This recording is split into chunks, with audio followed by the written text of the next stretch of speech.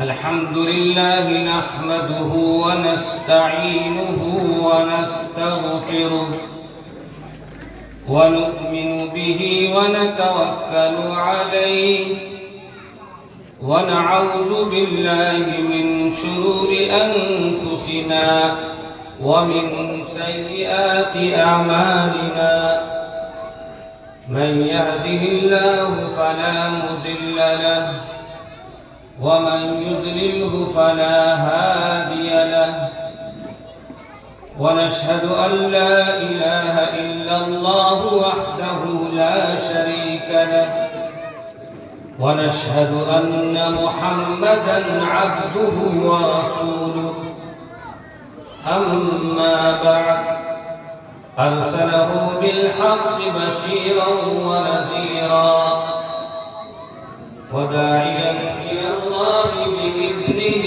وسراجا منيرا فأعوذ بالله من الشيطان الرجيم بسم الله الرحمن الرحيم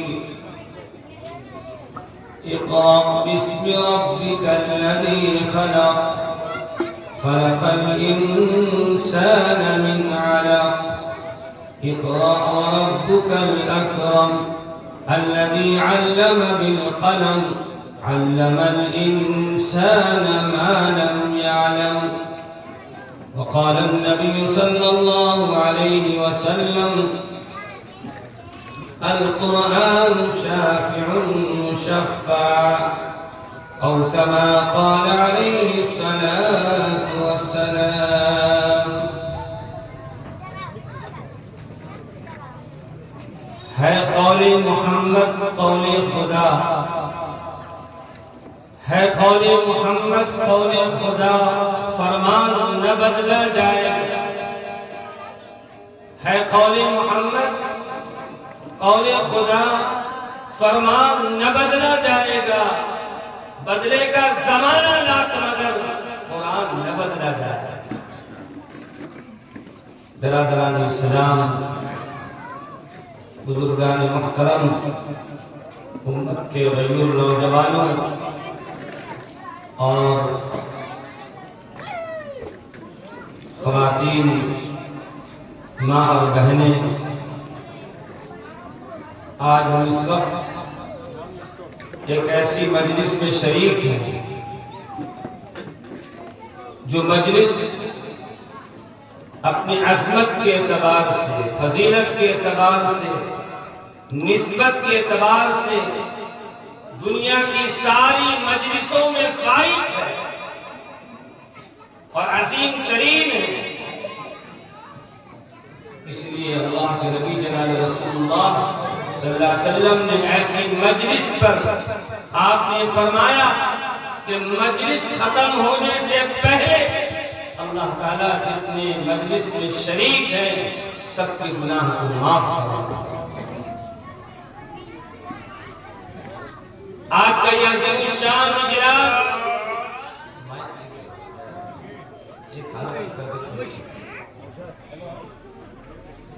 آج کا یہ عظیم الشان اجلاس اور آج کا یہ عظیم الشان پروگرام جہاں امت کے نونہال بچے اور بچیوں نے ایسا عظیم الشان پروگرام پیش کیا ہے کہ میں آج اس وقت ان مدرسے کے اساتذہ اور اس پروگرام کو اس منزل تک پہنچانے کے لیے مدرسے کے مسجد کے ذمہ داران مسجد کی کمیٹی مدرسے کے ذمہ داران مدرسے کی کمیٹی کے حضرات قابل مبارکباد ہیں کہ انہوں نے آج اس بات کا ثبوت دیا ہے بلکہ یوں کہہ لیجئے کہ آج میں یہ شعر ان کے لیے کہ جن حضرات نے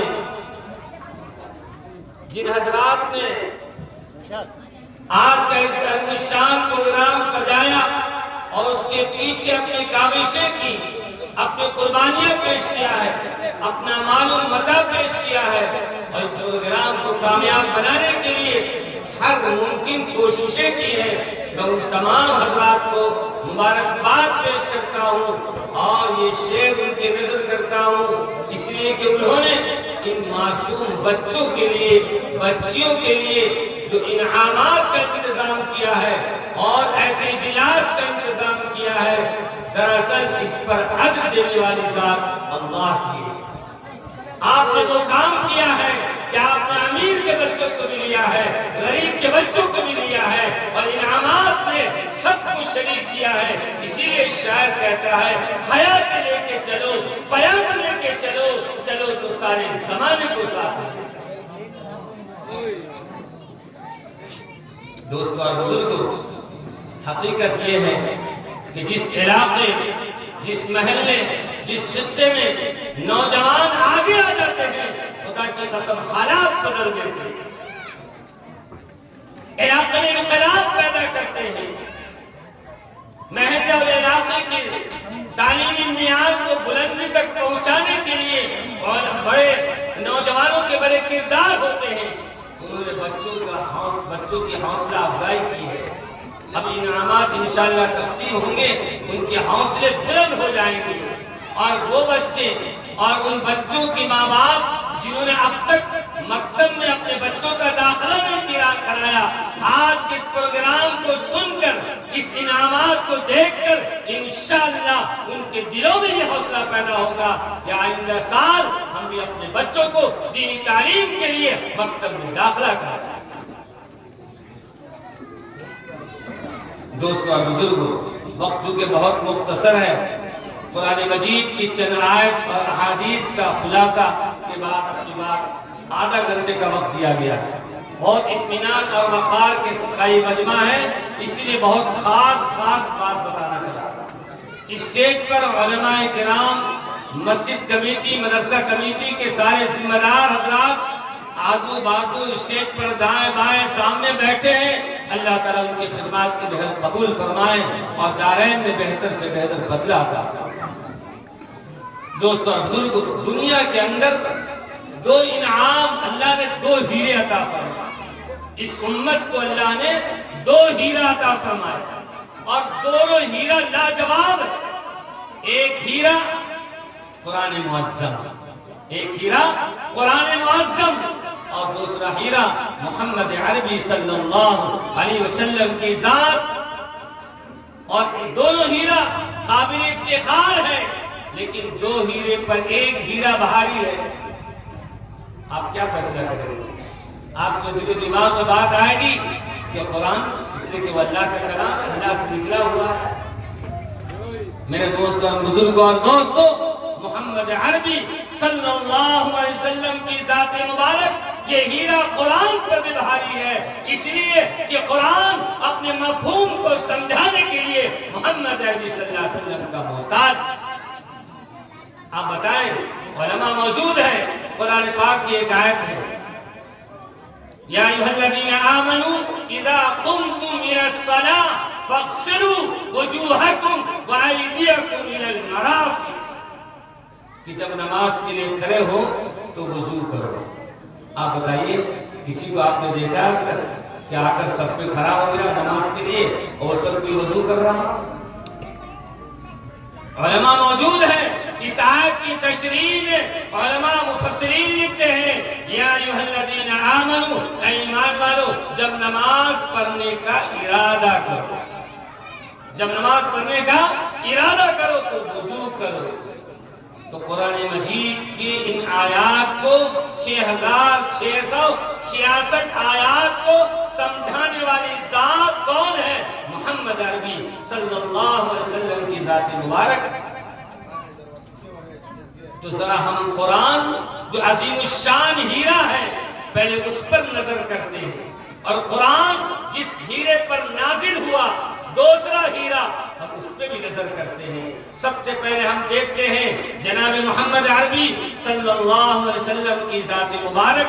آپ سے پہلے سیدنا حضرت عیسیٰ علی نبینا علیہ السلام تشریف لائے۔ 550 سال کے بعد محمد عربی صلی اللہ علیہ وسلم تشریف لائے. 550 کے عرصے میں توجہ کی ضرورت ہے. 550 سال کے درمیان نہ کوئی نبی آیا، نہ کوئی رسول آئے، نہ کوئی کتاب آئی، نہ کوئی شریعت آئی. نتیجہ یہ ہوا کہ جہالت عام ہو گئی. سرزمین حجاز میں اور سرزمین مکہ المکرمہ میں اتنی برائیاں جنم لے لی کہ اللہ کا گھر کعبہ جس کے اندر 360 بت رکھ لی. اور اس سے آگے بڑھیے، وہ کعبہ جس کا طواف فرشتے کرتے ہیں، جس کا طواف اللہ کی مخلوق کرتی ہے، اس کعبہ کا طواف وہ زمانہ تھا کہ لوگ ننگے بھی کیا کرتے تھے. آپ بیانوں میں تو سنتے ہیں کہ لوگ ننگے کرتے تھے، لیکن ان کی مجبوریاں کیا تھی؟ اس کی تشریحات میں کبھی گیا آپ نے؟ اس زمانے کے اندر مکے کے کچھ سردار تھے، اپنے آپ کو سورما کہلاتے تھے، اپنے آپ کو قابلیت چھانٹتے تھے. انہوں نے ایک شرط رکھی تھی اور چند لباس رکھا تھا کہ جو بھی کعبہ کا طواف کرے گا اس لباس کو پہن کر ہی کرے گا. اور وہ لباس کو بیچتا تھا، پیسہ دے کر کے وہ کپڑا لے کر پہن کر طواف کرنا ہے کعبہ. اب کچھ لوگ ایسے بھی تھے، ہر زمانے میں تھے اور ہے، جن کے پاس پیسہ ہی نہیں تھا کہ وہ خریدے اور پھر کعبہ کا طواف کرے. تو جب رات کا سناٹا ہو جاتا، تاریکیاں چھا جاتی، جب ایک آدمی ایک دوسرے کو دیکھنے کے لائق نہیں ہوتا، سناٹا اندھیرا چھا جاتا، تو اس پر اپنے کپڑے کو نکال کر رکھ دیتا، ننگے کعبۃ اللہ کا طواف کرتا. وہ زمانہ بھی تھا، وہ دور بھی تھا جو کعبہ کا طواف لوگ ننگے کیا کرتے تھے. 550 سال کے بعد اللہ کا نبی، اللہ کا پیغمبر اس شان کے ساتھ آئے کہ اللہ نے قرآن میں اعلان فرمایا، قُلْ يَا أَيُّهَا النَّاسِ إِنِّي رَسُولُ اللَّهِ إِلَيْكُمْ جَمِيعًا. محمد عربی صلی اللہ علیہ وسلم کو اللہ نے کسی مکے کے لیے، مدینے کے لیے، حجاز کے لیے، شام کے لیے، یمن کے لیے، عراق کے لیے نہیں، بلکہ اللہ نے اعلان فرما دیا محمد عربی صلی اللہ علیہ وسلم کی ذات مبارک کسی خاص علاقے کے لیے نہیں، کسی خاص ملک کے لیے نہیں، کسی خاص قبیلے کے لیے نہیں، کسی خاص قوم اور جماعت کے لیے نہیں، بلکہ پوری انسانیت کے لیے ہم نے آپ کو نبی اور رسول بنایا. انی رسول اللہ الیکم جمیعا، پوری انسانیت کے لیے ہم نے آپ کو نبی اور رسول بنا کر دیا. اس محمد عربی صلی اللہ علیہ وسلم پر اللہ کا یہ کلام نازل ہوا.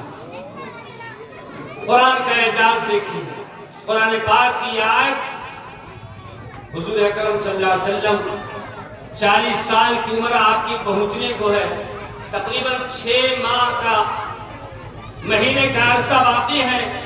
آپ صلی اللہ علیہ وسلم کا ذوق اور شوق بڑھنا شروع ہوا، عبادات میں اور بھی رغبت شروع ہو گئی. چنانچہ آپ نے غار حرا کا انتخاب کیا. غار حرا پر آپ تشریف لے جاتے اور خدیجہ الکبریٰ رضی اللہ تعالی عنہا اس پہاڑی پر جو 1000 فیٹ اونچی پہاڑی ہے، آپ صلی اللہ علیہ وسلم کا توشہ پہنچا. اللہ کے نبی صلی اللہ علیہ وسلم غار حرا پر ہے. سیدنا جبرائیل امین آئے اور آ کر کہا، اقرأ بسم ربک الذی خلق. اے محمد عربی صلی اللہ علیہ وسلم پڑھیے اللہ کے نام سے. اقرأ بسم ربک الذی خلق، جس نے ساری کائنات کو پیدا کیا، ساری انسانیت کو پیدا کیا، کائنات کے ذرے ذرے کو پیدا کیا، اس رب کے نام سے اللہ کا یہ کلام پڑھا. حضور اکرم صلی اللہ علیہ وسلم نے قرآن پاک پڑھنا شروع کیا. تفسیر کا وقت نہیں ہے، بس اشارہ کافی ہے اس وقت. آپ صلی اللہ علیہ وسلم نے پڑھنا شروع کیا، جبرائیل امین قرآن سنا رہے ہیں. تو ظاہر سی بات ہے اللہ کا یہ کلام، کتنی فکر ہوگی اس کلام کو یاد کرنے کی کہ یہ کلام، اللہ کا کلام سینے میں محفوظ ہو جائے، سینے میں منتقل ہو جائے اور یاد ہو جائے. اس فکر سے حضور پاک صلی اللہ علیہ وسلم تیزی کے ساتھ زبان کو حرکت دے رہے ہیں اور قرآن پڑھ رہے ہیں، قرآن پڑھ رہے ہیں. اللہ نے فرمایا، لا تحرک به لسانک لتعجل به ان علینا جمعہ وقرآنہ. محمد عربی صلی اللہ علیہ وسلم سے خطاب فرمایا، اور خطاب کرنے والی ذات اللہ کی ہے۔ اللہ رب العزت نے فرمایا، اے حبیب، اے محمد عربی صلی اللہ علیہ وسلم، میں جانتا ہوں، میں سمجھ رہا ہوں کہ آپ اپنی زبان کو تیزی کے ساتھ اس لیے حرکت دے رہے ہیں کہ قرآن یاد ہو جائے۔ نہیں، آپ کو قرآن یاد کرانے والی ذات ہم ہیں۔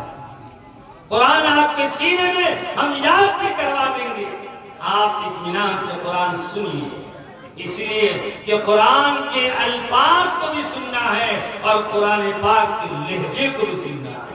علماء سمجھتے ہیں اس آیت کی تشریحات کو، جسے تجوید کہتے ہیں، جسے ترتیل کہتے ہیں، وَرَتِّلِ الْقُرْآنَ تَرْتِيلًا، قرآن کو جب پڑھو ترتیل کے ساتھ پڑھو، جب پڑھو تجوید کے ساتھ پڑھو۔ ایک صحابی رسول نے سیدنا حضرت علی کرم اللہ وجہ سے پوچھا کہ تجوید کس چیز کا نام ہے، تو آپ نے فرمایا حروف کو اس کے مخرج سے ادا کرو۔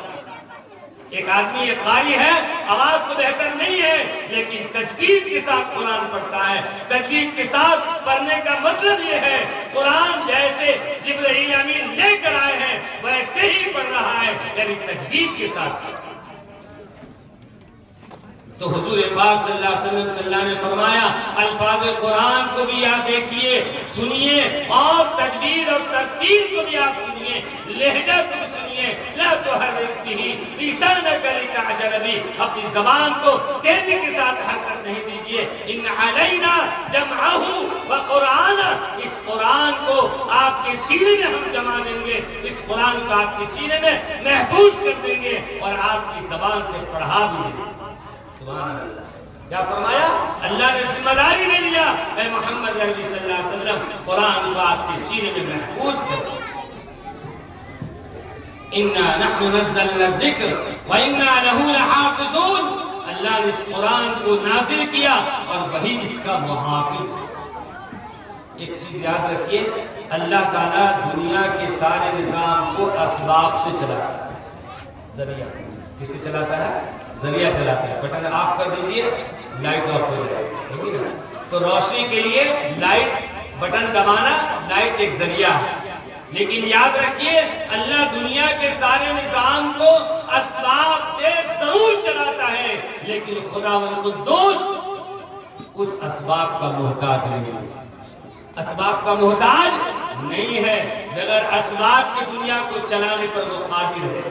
چنانچہ اسباب کے درجے میں اللہ تعالیٰ نے قرآن پاک کی حروف کی، الفاظ کی حفاظت کے لیے حافظ قرآن کی جماعت کو پیدا کیا۔ دنیا کے اندر لاکھ نہیں کروڑوں ایسے حافظ قرآن ہیں جن کے سینے میں سورۃ الفاتحہ سے سورۃ الناس تک اس طرح خدا کی قسم قرآن یاد ہے جیسے اللہ تعالیٰ نے جبرائیل امین کے ذریعے قرآن نازل کیا۔ اس لیے مسلمان کو فخر محسوس کرنا چاہیے کہ دنیا میں ہمیں چیلنج دیا جاتا ہے، ہم اخبار میں سنتے ہیں، نیوز میں سنتے ہیں قرآن کی بے حرمتی کی گئی، قرآن کو چیلنج کیا گیا، قرآن کو جلایا گیا۔ اے مسلمانوں، فکر کی بات نہیں ہے، قرآن وہ کتاب ہے کہ اگر کتاب کو بھی جلا دو گے، کتاب کو دریا میں ڈال دو گے، خدا کی قسم مسلمانوں پر کوئی فرق نہیں پڑے گا۔ اس لیے کہ دنیا میں ایسے ایسے لاکھوں حافظ قرآن ہیں جن کے سینوں میں وہ قرآن محفوظ ہے، چند گھنٹوں میں پھر سے وہ قرآن لکھا دیا ہے۔ ان سینوں کو کیا کرو گے جن کے سینوں میں قرآن ہے؟ قرآن تو اللہ کا کلام ہے، سینے میں محفوظ ہے۔ ابھی ایک ہفتہ پہلے ایک مدرسے میں گیا تھا، مدرسہ عبیدیہ تحفیظ القرآن، ایسا عظیم الشان مدرسہ ہے، 15 سال کا بچہ ایک نشست میں پورا قرآن سنا ہے، ایک بیٹھک میں 300 پارہ قرآن سنا ہے۔ یہ اللہ کا معجزہ ہے۔ دنیا کی جیسی بھی کتابیں آپ اٹھا لیجئے، اس کو یاد کرنا، اس کو محفوظ رکھنا ناممکن ہے۔ دنیا میں اگر سب سے زیادہ پڑھی جانے والی کتاب ہے وہ اللہ کی کتاب قرآن مجید ہے۔ اس لیے قرآن کو قرآن اسی لیے کہتے ہیں، سب سے زیادہ پڑھی جانے والی کتاب۔ تو الفاظ قرآن کے لیے اللہ رب العالمین نے حافظ قرآن کی جماعت کو پیدا کیا، اور قرأت کی حفاظت کے لیے، تجوید کی حفاظت کے لیے، ترتیل کی حفاظت کے لیے اللہ نے قاریوں کو پیدا کر دیا۔ اور اس کا ترجمہ، اس کی مفہوم، اس کا شان نزول، اس کی تفسیر کی حفاظت کے لیے اللہ نے علماء کی جماعت کو پیدا کیا، علماء کی جماعت کو پیدا کیا۔ کوئی ماں کا لال آج ایسا نہیں پیدا ہوا جو قرآن میں کہیں سے ہیر پھیر ترجمہ اور معنی بھی کر دے، اس لیے کہ دنیا کے اندر لاکھوں ایسے علماء کرام ہیں جن کے سینوں میں قرآن کے ایک ایک لفظ کا معنی، اس کا شان نزول، اس کی تفسیر محفوظ۔ یہ اللہ کا کلام ہے، اللہ تعالیٰ نے اپنے ذمے لے لیا اسباب کے درجے میں ان جماعت کو پیدا کرنا۔ تو آپ کے مکتب میں یہ بچے جو نورانی قاعدہ پڑھ رہے ہیں، یہ بچے جنہوں نے عمہ پارہ سنایا ہے، یہ بچے جو قرآن کی آیتیں سنائی ہیں، آپ ان کو معمولی نہ سمجھیے۔ آپ چھت پہ جانے کے لیے زینے کی ضرورت ہے نا، درجہ بدرجہ آدمی آگے بڑھتا ہے تب منزل تک جاتا ہے۔ اگر یہ بچے نورانی قاعدہ نہ پڑھیں، اگر یہ بچے عمہ پارہ نہ پڑھیں، اگر یہ قرآن کا ناظرہ نہ پڑھیں، تو آپ بتائیں حافظ قرآن کیسے بنیں گے؟ یہ بنیاد ہے، یہ فاؤنڈیشن ہے کہ بچوں کی بنیاد کو مضبوط کیا جائے۔ میں مبارکباد دیتا ہوں یہاں کے استاذ کو اور اساتذہ کرام کو جنہوں نے چھوٹے چھوٹے بچوں پر ایسی محنتیں کی ہے۔ سبحان اللہ سبحان اللہ، ایسا محسوس ہو رہا تھا کوئی بڑے ادارے کا بچہ جو قرآن سنا رہا ہے، تقریر کر رہا ہے، نعت پڑھ رہا ہے اور ایسے ایسے سوالات کر رہے ہیں جس سے عقائد مضبوط ہو۔ آج ہمارا حال کیا ہے دنیا کے اندر؟ جب کمانے کے اسٹیج پہ چلے گئے تو نہ جانے ہماری روزی کہاں لکھی ہے، وہ تو ہمیں معلوم نہیں ہے۔ جہاں بھی حلال روزی لکھی ہے وہاں تو جانا۔ اب وہاں جانے کے بعد آج کا معاشرہ، آج کا ماحول اور آج کی رپورٹ یہ بتا رہی ہے کہ ہمارے نوجوان بچے جہاں کام کر رہے ہیں اس میں عیسائی بھی ہے، یہودی بھی ہے، دیگر مذاہب کے لوگ ہیں۔ اگر ہمارے بچے اگر عقیدے کے اعتبار سے مضبوط نہیں ہیں، ایمانیت کے اعتبار سے مضبوط نہیں ہے، قرآن کی تعلیم نہیں ہے، دین کی تعلیم نہیں ہے، تو آہستہ آہستہ وہ ڈستے ہیں۔ کیا کہتے ہیں؟ دستے ہیں۔ ایک ایک بات اپنے مذہب کی، اپنے دھرم کی سناتے رہیں گے، نتیجہ یہ ہوگا ایک وقت آئے گا ہمارے بچے ایمان سے بھی ہاتھ دھو گے، ایمان سے بھی ہاتھ دھو رہے ہیں۔ ماں باپ کی ذمہ داری صرف یہ نہیں کہ ہمارا نوجوان بچہ کرنسی اور پیسہ کما کر لا کے ماں باپ کو خوش کرے، اس سے زیادہ بڑی ذمہ داری اور بڑا کام ماں باپ کا یہ ہے کہ اپنے بچوں کے عقیدے کی حفاظت کرے، اپنے بچوں کے اعمال کی حفاظت کرے۔ میرا بچہ کما رہا ہے، جا رہا ہے، آ رہا ہے، اس کی خبر دینی رکھیے، نماز ہے کہ نہیں، سچائی ہے کہ نہیں، اس کا اٹھنا بیٹھنا کیسے لوگوں کے ساتھ ہے، کیسے دوستوں کے ساتھ ہے۔ اگر ہم آپ، اگر ماں باپ اگر اس بات کی فکر نہیں کریں گے تو پھر آخرت میں اللہ کا بہت بڑی ذمہ داری ہے ماں باپ کہ اپنے بچوں کی خبر گیری رکھے، اپنے بچوں پر نظر رکھے۔ اور آج دنیا بتانے کی ضرورت نہیں ہے، معاشرے میں ہم دیکھ رہے ہیں ہماری بچیاں کتنے ایمان سے ہاتھ دھوتی چلی جا رہی ہیں۔ کیا وجہ ہے؟ وجہ یہی ہے کہ ایمان مضبوط نہیں ہے، عقیدہ مضبوط نہیں ہے، اور ان کی تعلیم کا ہم نے انتظام صحیح نہیں کیا۔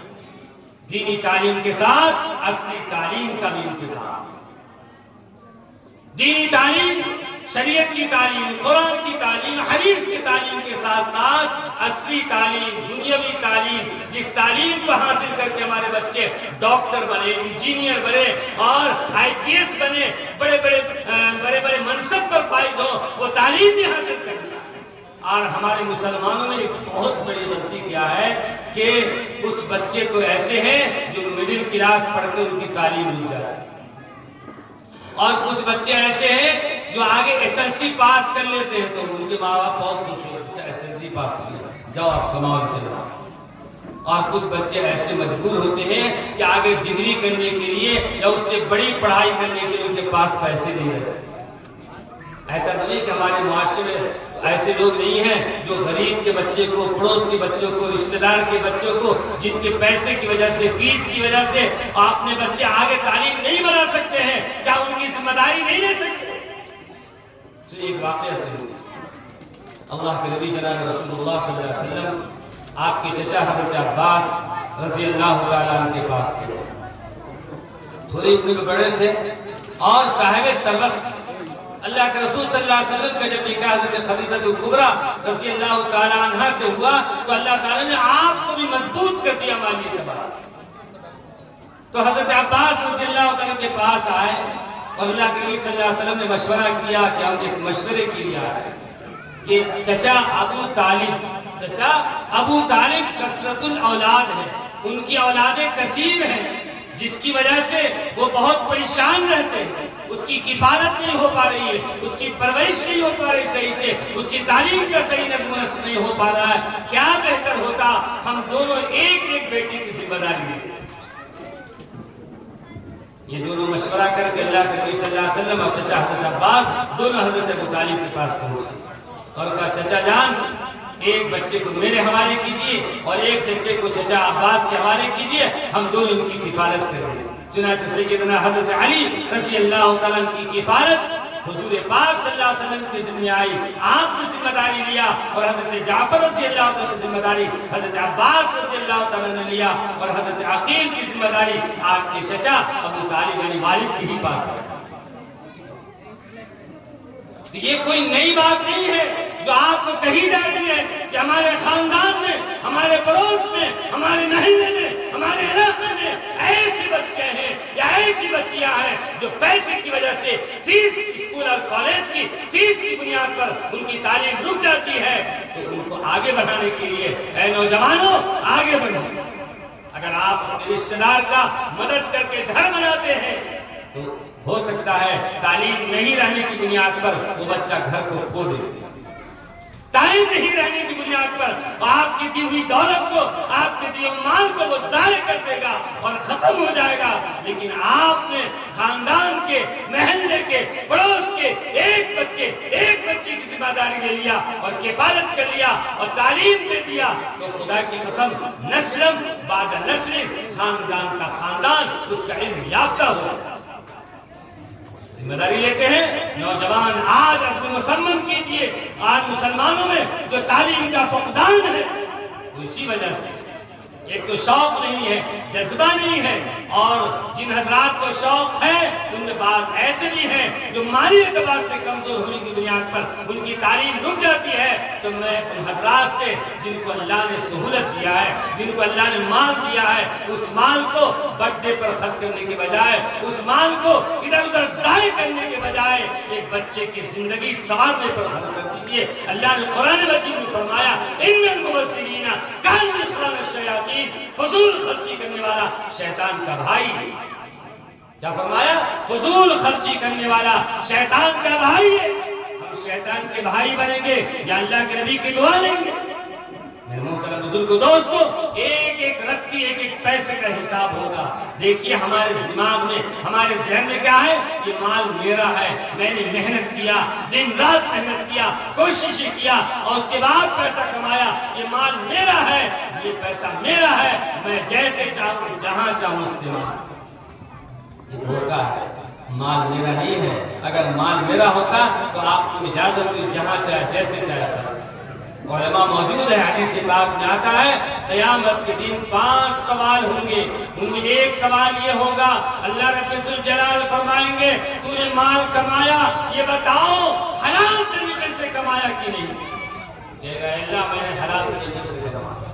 اچھا اتنا ہی کافی نہیں ہے، پھر یہ بتا وہ مال جس کو حلال طریقے سے کمایا، محنت سے کمایا، یہ بھی تو بتا دو کہ حلال جگہ پر خرچ کیا کہ نہیں.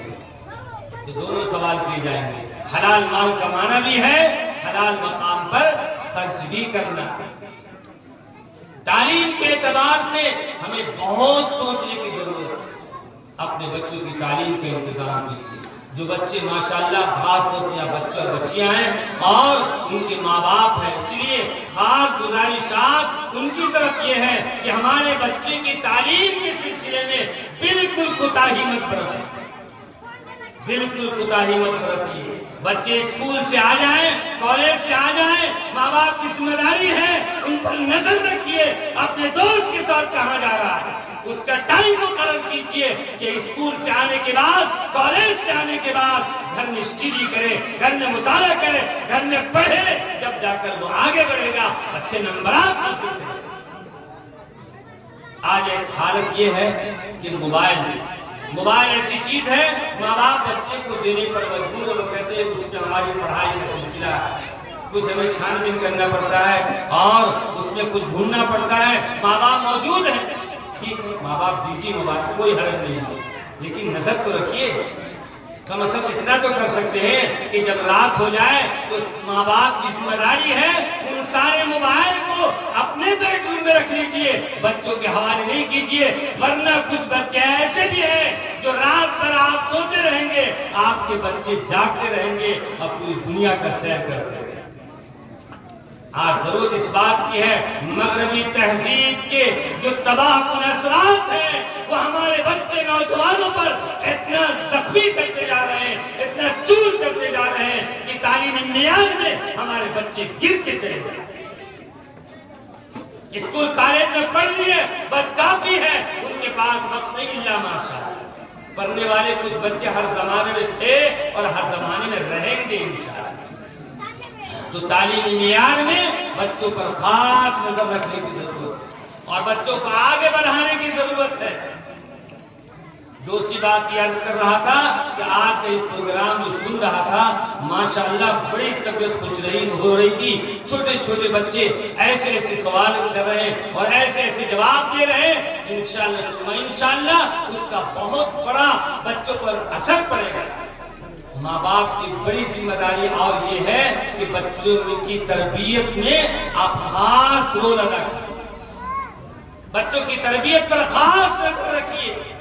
اللہ کے نبی جناب رسول اللہ صلی اللہ علیہ وسلم نے حدیث میں فرمایا، القرآن شافع مشفع۔ علماء موجود ہیں، بتائیے کون ایسی عبادت ہے جس عبادت پر یہ وعدہ کیا گیا ہو، جس عبادت میں بشارت دی گئی ہو کہ وہ عبادت قابل قبول ہے اور ایسی شفاعت جس کی شفاعت قبول کر لی جائے گی، وہ قرآن ہے اللہ کا کلام۔ کیا فرمایا گیا؟ القرآن شافع مشفع، قرآن شفاعت کرے گا اور اس کی شفاعت اللہ قبول فرما، اللہ قبول فرما لیں گے۔ تو قرآن کی شفاعت کی قبولیت کا درجہ ہے، اس لیے اب قرآنی مہینہ آ رہا، رمضان المبارک کا مہینہ، بس چاند ہو گیا تو کل سے الحمدللہ تراویح شروع ہو جائے۔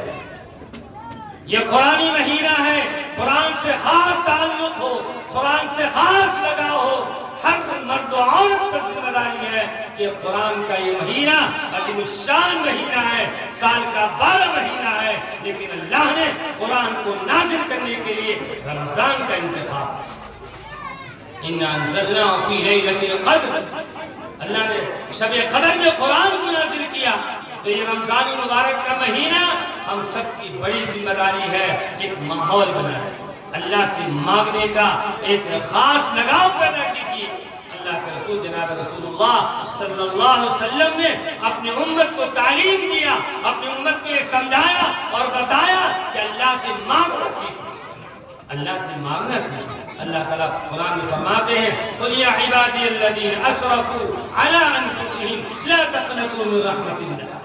کیا فرمایا کہ سال کا 11 مہینہ گزر گیا، ہم نے بہت ظلم کیا، بہت نافرمانی کیا، بہت معصیت کیا، آئیے سچے دل سے توبہ کیجئے۔ اللہ رب الجلال فرما رہے ہیں، اگر تو نے گناہ کر کے اللہ کو ناراض کر دیا، رسول اللہ کو ناراض کر دیا، معصیت نافرمانی میں ڈوب گئے ہو، اپنے نفس کو نقصان میں ڈال لیا، تو چلو اللہ کی رحمت سے نا امید نہ ہو، سچے اور پکے دل سے توبہ کرو، اللہ تمہارے گناہوں کو معاف فرما۔ میرے وقت بزرگوں دوستو، دل تو بہت چاہتا تھا اس لیے کہ آج کا مجمع بڑا پروقار مجمع ہے، بڑا پرسکون مجمع ہے، لیکن بہت وقت کم دیا گیا ہے، اس لیے حضرت کھڑے ہوئے، شاید اشارہ کرنے کے لیے کھڑے ہوئے۔ اب کئی منٹ کا وقت؟ 5 منٹ، ٹھیک۔ میں ایسا بیان نہیں ہوتا ہے، جب پابندیاں لگ جاتی ہیں نا تو اس کے بعد سارا مضمون ہیر پھیر ہو جاتا ہے۔ میں نے 2 گھنٹے کا پروگرام بنا کے آیا تھا کہ 2 گھنٹہ آپ سے گفتگو کریں۔ میرے محترم دوستو، بہرحال انشاءاللہ پھر کبھی موقع ملا تو آپ سے گفتگو ہوگی۔ عرض یہ کر رہا تھا کہ آج کا مجمع بڑا پرسکون مجمع ہے، اسی لیے 2-3 باتیں اور عرض کرنا چاہتا ہوں۔ ایک بات تو یہ ہے کہ دیکھیے، ہم روزمرہ کھاتے ہیں، پیتے ہیں اور اپنے پیسوں کو ہر چیز میں استعمال کرتے ہیں، بعض حضرات ایسے ہیں جن کو اللہ تعالیٰ حج کی سعادت نصیب فرماتے ہیں، بعض کو عمرے کی سعادت نصیب فرماتے ہیں، اور بعض ایسے بھی ہیں سال کا سال گزر جاتا ہے ان کو حج عمرہ نصیب بھی نہیں ہوتا۔ اللہ کے نبی جناب رسول اللہ صلی اللہ علیہ وسلم نے ارشاد فرمایا کہ جس شخص پر حج فرض ہو، ابھی حج کا سیزن آ رہا ہے نا، حج کا سیزن شروع ہو گیا ہے، کیا فرمایا کہ جس شخص پر حج فرض ہو، اس پر فرض ہے جس کے پاس اتنا مال ہے کہ مکے جا کر آ سکتا ہے، یوں سمجھ لیجئے کہ حج کا جو خرچ ہو رہا ہے 3.5 لاکھ یا 4 لاکھ جو ہو رہا ہے، اس کے پاس اگر اتنا مال موجود ہے اور اس پر حج فرض ہے، اور اگر حج نہیں کیا تو کوئی گارنٹی نہیں ہے وہ یہود و نصارہ ہو کر مرے۔ آج ہمارے پاس کتنے مال ہیں، سال میں لاکھوں لاکھ روپے ادھر ادھر چلے جاتے ہیں اور خرچ کر دیتے ہیں۔ کیا ایک مسلمان یہ نہیں سوچ سکتا ہے کہ ہم اپنی حلال کمائی سے پیسہ جمع کریں اور اللہ کے گھر کعبہ کا دیدار کریں، رسول پاک صلی اللہ علیہ وسلم کے روضہ مبارک پر حاضر ہیں؟ میرے دوست بزرگوں، اس کے لیے کیا کریں گے؟ اس کے لیے پہلے نیت کیجیے، نیت المؤمن خیر من عمل۔ آقا نے فرمایا کہ مومن کی نیت اس کے عمل سے بہتر ہے۔ مومن کی نیت جب پکی اور سچی نیت کریں گے تو اللہ راستے ہموار کر دیں گے۔ کیا کر دیں گے؟ اللہ راستہ ہموار کر دیں گے۔ اس لیے جن حضرات کو اللہ نے صاحب ثروت بنایا ہے، مال دیا ہے، وہ اس بات کی فکر کریں کہ موت سے پہلے دنیا میں موت کب آ جائے اس کا کوئی پتہ نہیں ہے، اس کے پہلے تیاری کرنا ہے۔ اگر حج فرض ہے تو فرض کو ادا کرنا ہے انشاءاللہ۔ اگر اتنی سہولت نہیں ہے تو 1 لاکھ میں عمرہ ہو جاتا ہے، 1 لاکھ میں عمرہ ہو جاتا ہے۔ عمرہ کیجیے، جائیے دیکھیے، اپنے ایمان کو تازہ کیجیے۔ حدیث پاک میں آتا ہے کہ جو شخص حج کر لیتا ہے جب واپس ہوتا ہے تو ایسا بن جاتا ہے کہ گویا کہ آج ماں کی گود سے پیدا ہوا، یعنی گناہوں سے ملیا میٹ ہو جاتا ہے۔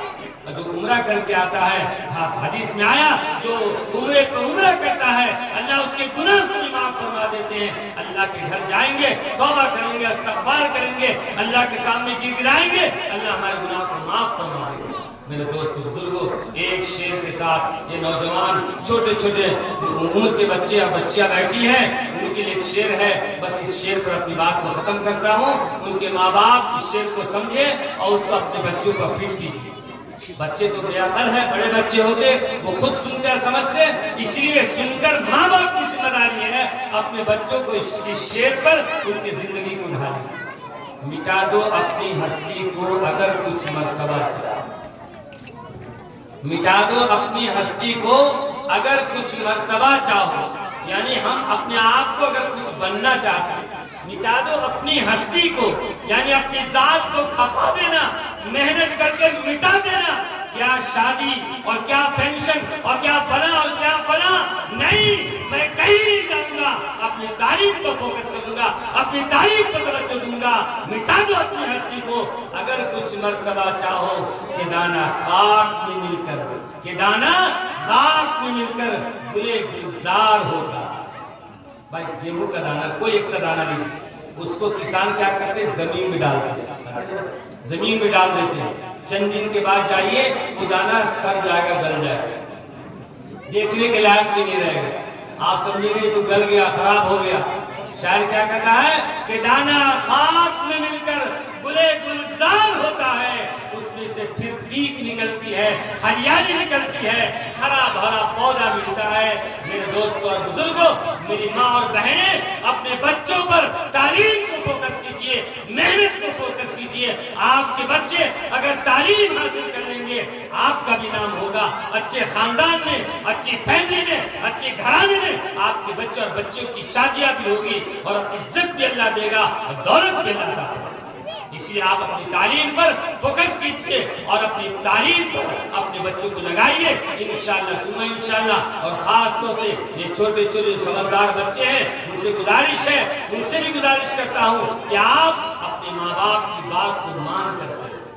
ایک بات نوجوانوں کے لیے یاد آ گئی، حضور پاک صلی اللہ علیہ وسلم تشریف فرما، ایک صحابی رسول آئے، ایک صحابی رسول اپنا مال پیسہ کما کر بیٹا اپنے باپ کے پاس جمع کرتا رہا، اس کے بعد چند مہینوں کے بعد کہ ابا وہ مان نہیں، پیسہ لائیے جو آپ کے پاس جمع کیے ہیں. تو کہا وہ تو تم لا کر دیا، گھر کے استعمال میں خرچ ہوتا چلا گیا.